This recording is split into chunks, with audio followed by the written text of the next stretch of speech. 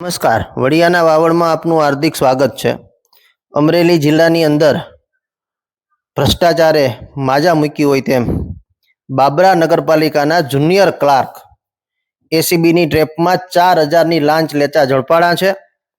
જાણવા મળતી વિગતો મુજબ 8મી જૂનના રોજ બપોરે અમરેલી જિલ્લાના બાબરા ખાતે ભાવનગર એન્ટી કરપ્શન બ્યુરો એટલે કે એસીબી કે જે કર્મચારીઓ દ્વારા લેવામાં આવતી લાંચ રૂશ્વત બાબતે ગુનાઓ નોંધે છે, એને અટકાવવાનો પ્રયત્ન કરે છે અને આ બાબતની પોલીસની એક ટીમ રાજ્ય સરકાર દ્વારા કાર્યરત હોય છે।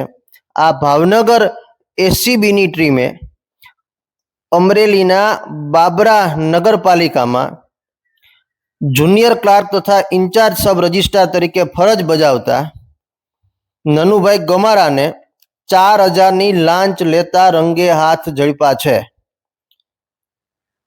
કોઈ દીકરીનો એક જન્મનો દાખલો કઢાવવા માટે 5000ની લાંચ માંગવામાં આવી હતી અને સમાધાન પેટે 4000 અંતે નક્કી થયા હતા અને એ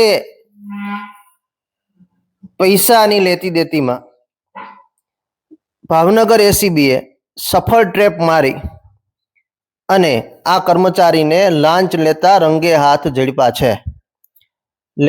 અમરેલી જિલ્લાના બાબરા નગરપાલિકાના જુનિયર ક્લાર્ક જન્મનો દાખલો કાઢવા માટે 4000ની લાંચ લેતા ઝડપાયા છે।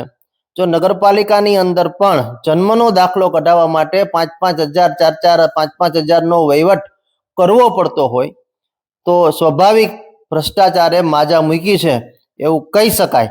ત્યારે આ બાબતે લોકોએ પણ જાગૃત થઈ જો આવા કોઈ કર્મચારી આપની પાસેથી લાંચ માગે તો અચૂક તમારે એસીબીને જાણ કરવી જોઈએ, જેથી કરી